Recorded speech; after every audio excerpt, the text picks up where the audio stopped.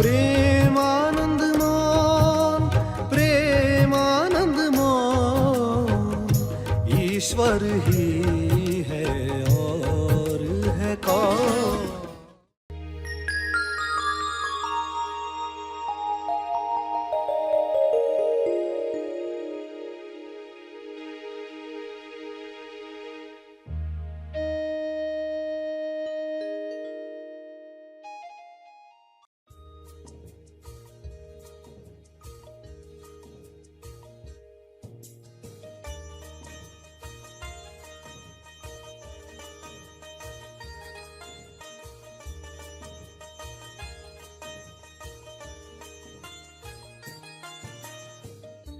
तो आप ध्यान का शुद्ध दान करो, यानी जो ये समय आप दे रहे हो ना प्रार्थना का, इसमें देखो कि आपका मन, आपकी बुद्धि, आपका हृदय, आपके भाव, आपके विचार, आपकी वाणी, उसकी क्वालिटी पर टिके हो।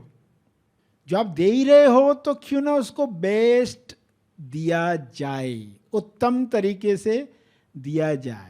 देखो कोई प्रार्थना कर रहा है आंख बंद करके, बैठा तो है यूट्यूब ऑन करके, मगर सोच रहा है कुछ और टॉपिक पर। वो कहेगा हाँ मैंने 9-9 की प्रार्थना की, यूट्यूब चल रहा था, मैं अपना सोच रहा था। तो ये ध्यान का शुद्ध दान नहीं है, क्योंकि हमें इसको मल्टीप्लाई करवाना है। ये बीज हजारों गुना मल्टीप्लाई हो जाए। तो आप जो कर रहे हो ना, अब ये समय दिया ही है ना, तो ये कुछ मिनट पूरे शुद्धता के साथ, उसमें कोई मिलावट नहीं है, ये है ध्यान का शुद्ध दान। और दिल से करें और क्वालिटी के साथ करें। देखो 2 मिनट भी आप दे रहे हो ना, तो इसको मैं पूरे शुद्धता के साथ डोनेट करने वाला हूँ। तो हमारी जिम्मेदारी छोटी सी भी क्यों न महसूस होती हो, मगर पूरी क्वालिटी के साथ आप वो दान करें। समय दान है ये, समय दान जो हर दिन दे रहे हैं। सभी को शुभेच्छा। हैप्पी थॉट्स तेज ज्ञान फाउंडेशन द्वारा आयोजित ध्यान प्रार्थना बीज बोने के लिए आप सबका स्वागत करते हैं। रोज हम सब मिलकर प्रार्थना करते हैं ताकि हम खुद भी स्वस्थ रह पाएं और जो बीमार हैं उन्हें भी हम अपनी प्रार्थना का बल पहुंचा पाएं। तो आइए ग्रहणशील रहते हैं और इस प्रार्थना का लाभ लेते हैं। सभी क्या करने वाले हैं, आंख बंद करके कुछ कलर्स को जैसे उपयोग करना है वैसे करते जाना है। हमें कलर्स का उपयोग करना है अपने शरीर के अंदर। शरीर में जब दर्द होता है या शरीर में इमोशन जागता है, तो उस दर्द की जगह पर हमें अपना फेवरेट कलर देखना है। उस दर्द की जगह पर हमारा फेवरेट कलर और जो इमोशन हमारे अंदर जगता है, तो इमोशन के एरियाज होते हैं। सीने पर है, नाभि पर, नाभि के ऊपर है, नाभि के नीचे है, लेफ्ट साइड है, राइट साइड है, अलग कुछ जगहों पर इमोशंस जागते हैं। तो कुछ कलर्स आप सिलेक्ट करेंगे। जो सबसे ज्यादा तकलीफ देने वाला दर्द है उसके लिए आपका सबसे फेवरेट कलर, उसके लिए आपका सबसे फेवरेट कलर। और सेकंड नंबर पर जो है उस पर सेकंड कलर। तो 3 बातों के लिए आप वो टॉप 3 कलर्स यूज करने वाले हैं। टॉप के बाद नेक्स्ट 3 कलर्स, बाकी कुछ इमोशंस के लिए, दर्दों के लिए यूज करने वाले हैं। और 7वां कलर जो ऑरेंज ब्राउन है, ऑरेंज ब्राउन, नारंगी ब्राउन, उसका आप विशेष उपयोग करने वाले हैं कुछ विशेष बातों के लिए। तो थोड़ा सभी को समझ में आ गया है, प्रयोग करते जाएं और फिर आपको समझ में आएगा ये कैसे करना है। तो चित्र सभी ने देख लिया है, कलर सभी ने देख लिए हैं। आप रिलैक्स होकर लंबी सांस लेकर आंख बंद करेंगे, बैठेंगे सीधे।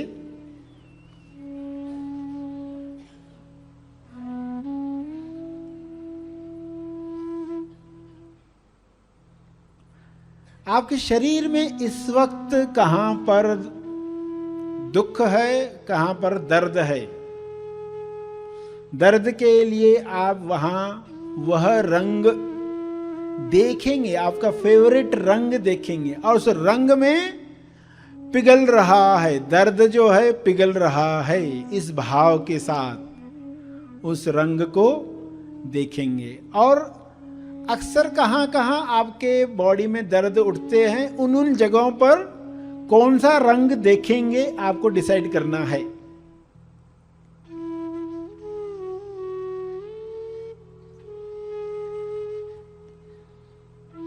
पहले जहां दर्द है वहां सबसे फेवरेट कलर विजुअलाइज करो।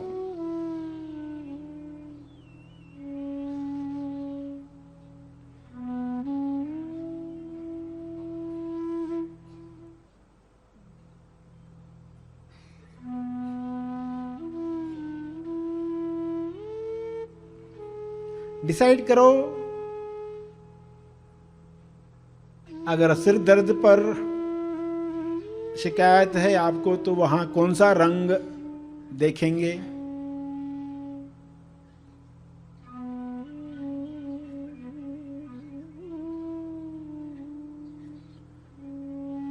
हाथ पांव के दर्द हो तो उनके लिए क्या इस्तेमाल करेंगे।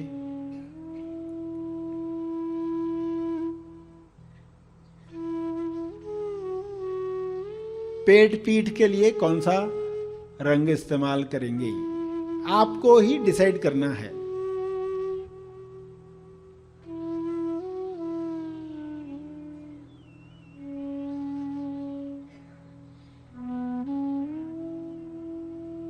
और फिर डिसाइड करें कौन से इमोशन अक्सर आपको तकलीफ देते हैं। कौन सा दुख, दुख कहां फील होता है आपको।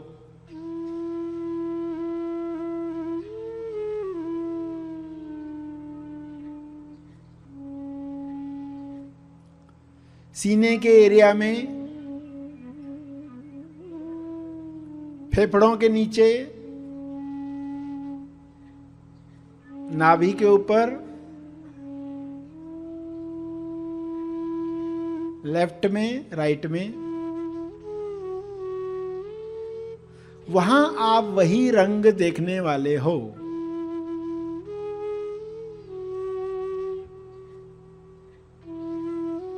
जो आप डिसाइड कर रहे हो। टॉप कलर्स इमोशंस के लिए, टॉप कलर्स दर्द के लिए।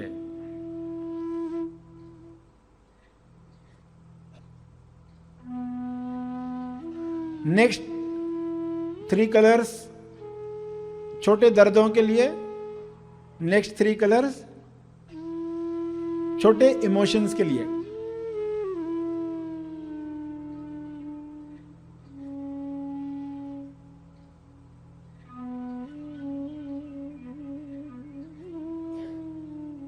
जब भी दर्द उठे वो रंग देखना है उस इलाके में।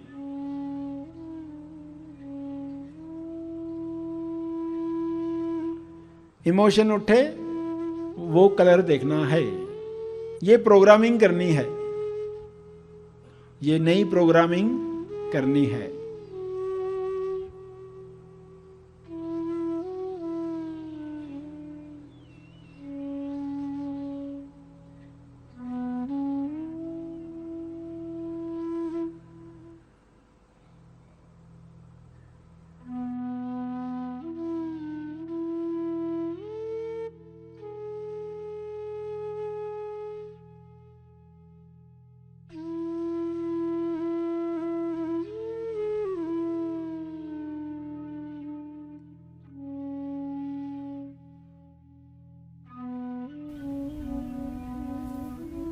अपने शब्दों में प्रार्थना करते रहें।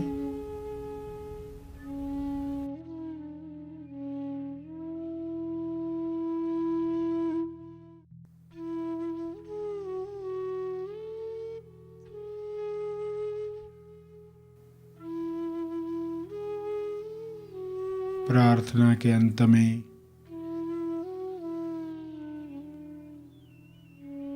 अपने तप का बल, अर्जित बल लोक कल्याण के लिए समर्पित करेंगे।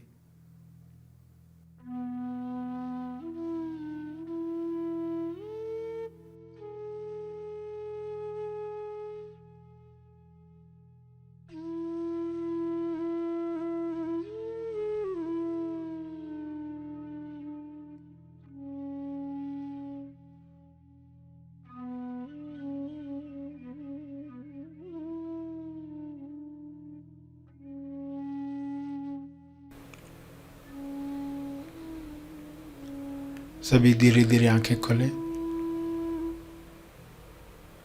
आइए सब ग्रहणशील होते हैं एक चेतना संदेश सुनने के लिए।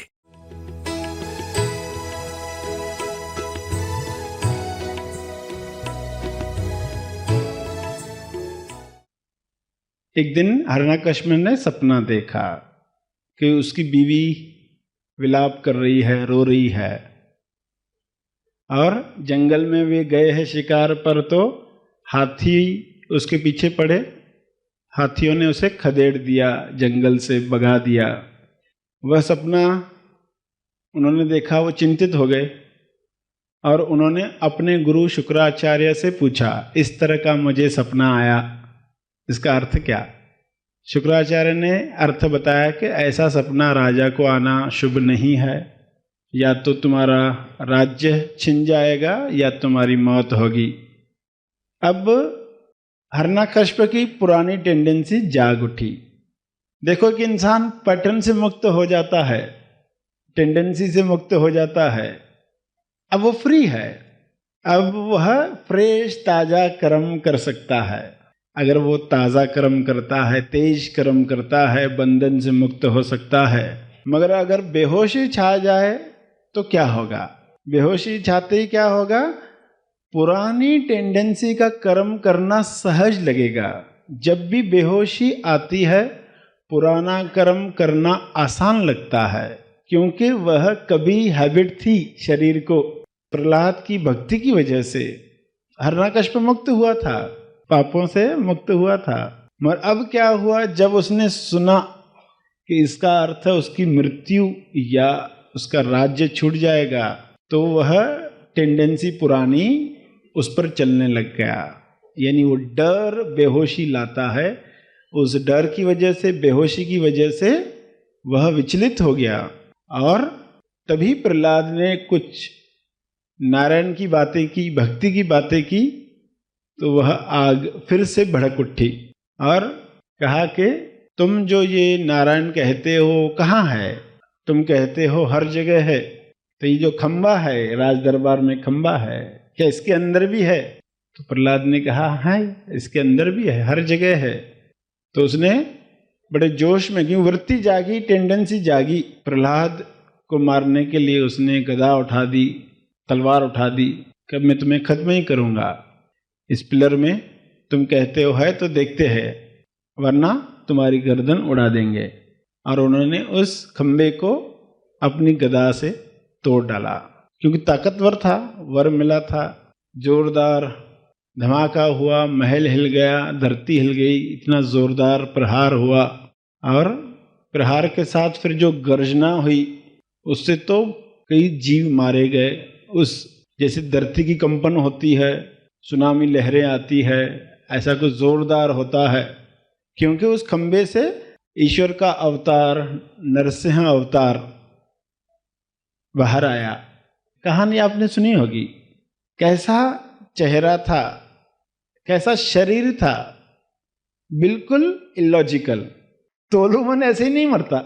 आप कहोगे ऐसा अवतार क्यों? तो समझ में आएगा कि तोलुमन का प्रतीक हिरण्यकश्यप है, तो उसको मरना होगा। कैसे मरेगा? सत्य इलॉजिकल क्यों है? लोग सवाल पूछते, सत्य नारायण इलॉजिकल क्यों है? ये पूछने की बजाय ये पूछना चाहिए कि तोलुमन ऐसे वरदान मांगता ही क्यों है? किस डर की वजह से, किस महत्वाकांक्षा की वजह से, किस पैटर्न की वजह से नरसिंह अवतार आया? इलॉजिकल चेहरा है, शेर के बाल, बड़े बड़े बाल, दांत है, मगर इंसान का शरीर है।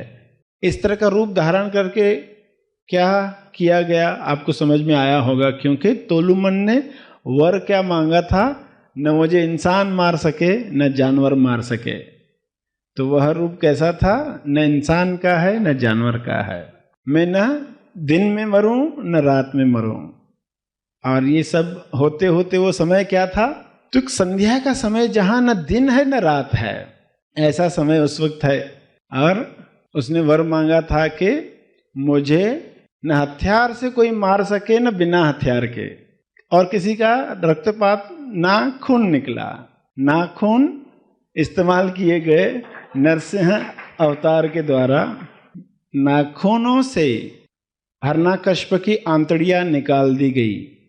और कहाँ बैठकर? दहलीज पर, घर के अंदर और बाहर बीच में जो दहलीज होती है, जिसको लांघ कर हम अंदर आते हैं, वहाँ बैठकर हिरण्यकश्यप ने तो पहले कहा कि अब तुम कहाँ मुझे मार सकते हो, क्योंकि मुझे ऐसा वर है। मगर जब उससे पता चला कि सभी शर्तें पूरी की गई है, और ना आसमान में ना जमीन पर, तो गोद में उठाकर उसे मार दिया गया, उसकी आंतड़ियां निकाल दी गई। इस तरह हिरण्यकश्यप की मृत्यु हुई। यानी तोलू मन की, अहंकार की व्यक्ति की मृत्यु हो गई।